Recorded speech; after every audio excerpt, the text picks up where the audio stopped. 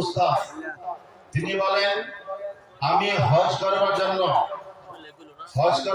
আমি 1 মোনা টাকা আমরা উপার্জন করছি আর জমা করছি, হজে যাইব।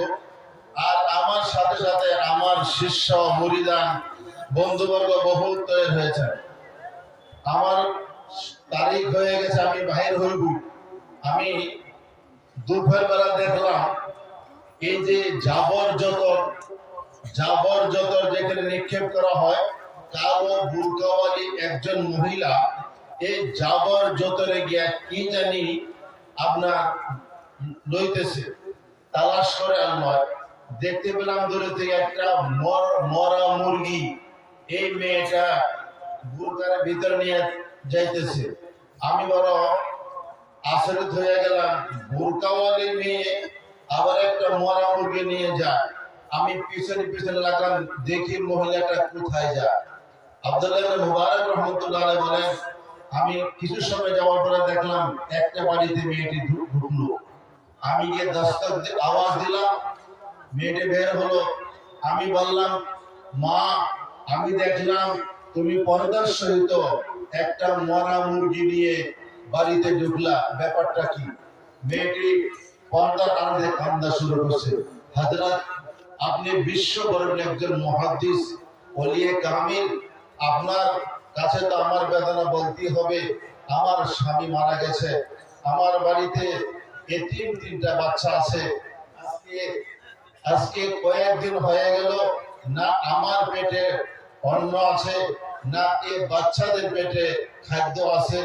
আমি বহু জায়গায় ঘুরলাম, বেড়াইলাম, তালাশ করলাম, কোথাও আমি ঋণ পাই না। সুদ ছাড়া ঋণ দেয় না। আমি গরিব, আমার দিকে মানুষের তাকায় না। আমি অবশেষে সিদ্ধান্ত নিলাম, কমসে কম এই মরা মুরগি খায়া বাচ্চাদের জানটা তো বাঁচো। এই জন্য আমি, আমার মাস্টার জানা আছে, আমি মজবুর, আমি মুস্তার বেউপাই হইয়া এই মরা মুরগিটা আনছি। এটাকে আমি কাটবো আর মাংস তৈরি করে আমার বাচ্চাদের পেটে দিব।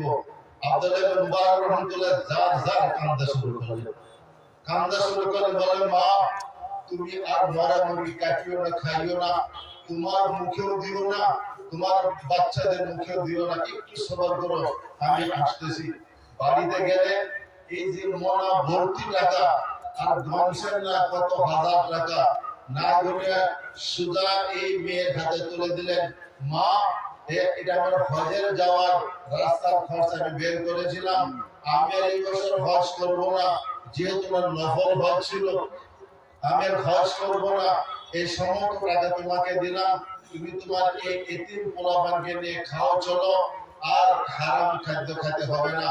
হযরত আব্দুল্লাহ ইবনে মুবারক রাহমাতুল্লাহ আলাইহি এই বছর নফল হজ মুলতবি করলেন। হজ থেকে ফিরত আসার পর উনার বন্ধুরা বলেন, হযরত আপনি কখন আসেন বাড়ি? এই যে মাতা আপনার সঙ্গে দেখা হয়েছিল, পরে তো দেখা হয়নি।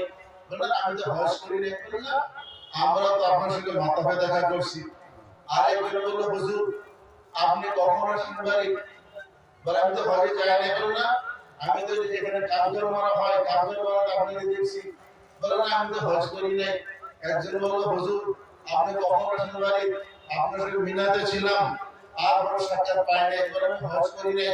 হুজুর করে ভাইও, এই ওয়াকাতে বলা হয় হজ করেন নাই, কিন্তু আল্লাহ তাবারক ওয়া তাআলা এই গরীব গুরাবা এতিমদের খরচার বদৌলতে আল্লাহ ফেরেশতা উনার সকলে ফেরেশতাদের হজ করে দিয়ে, সুবহানাল্লাহ।